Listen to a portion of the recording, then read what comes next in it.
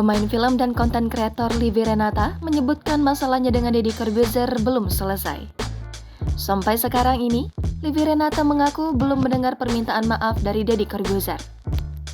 Bagi Livi Renata, masalah belum selesai apabila orang lain belum mengaku salah dan meminta maaf. Kayak setelah bikin statement kayak gitu, dia gak ada apology.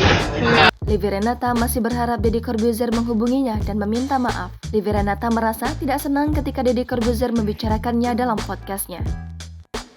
Livi Renata hanya kecewa saat Deddy Corbuzier menanyakan keperawanannya pada sahabatnya.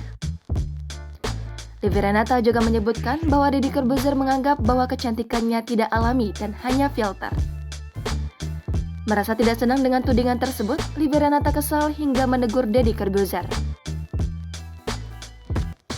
Meski Deddy Corbuzier tidak menyebut langsung nama Livi Renata, namun ia merasa disindir. Livi Renata bahkan tidak nyaman saat datang untuk kedua kalinya ke podcast Deddy Corbuzier.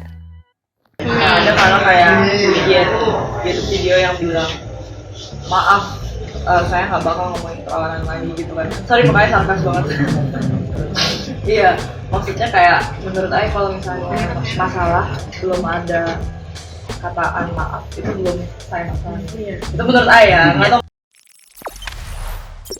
Jangan lupa subscribe, share, komen, dan like ya.